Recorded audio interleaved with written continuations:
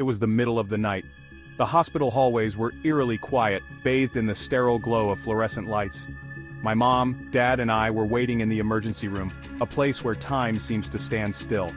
Then, suddenly, the stillness was shattered. A man burst through the doors, his eyes wild with fear and confusion. Blood dripped from his hand, creating a trail of crimson on the white floor. Nurses and doctors rushed to his aid, their faces masks of professional urgency. But there was something off about him, something that sent chills down my spine.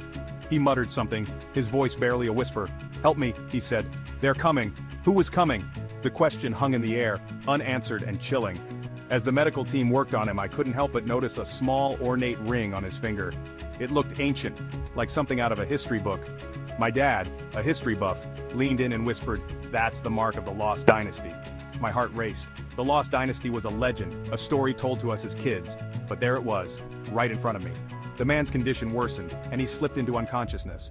The doctors wheeled him away, leaving a sea of questions in their wake. What had happened to him, and what secrets did that ring hold? As we sat there, the hospital felt different, charged with an electric tension. I couldn't shake the feeling that something bigger was at play, something that involved more than just a mysterious injured man. My mind raced with possibilities, each more terrifying than the last. The night dragged on, each second ticking by with agonizing slowness. But the man's words echoed in my mind. They're coming. Who were they? And what did they want? I glanced at my parents, who seemed equally disturbed. This was no ordinary night. It was a night of blood and secrets, of unknown terror lurking just beyond the hospital doors. And somehow, we were caught in the middle of it all. As dawn approached, the tension in the air grew palpable.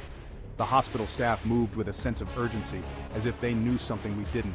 And then, without warning, the power went out. The hospital was plunged into darkness, and I felt a shiver run down my spine. In that moment, I knew our lives were about to change forever.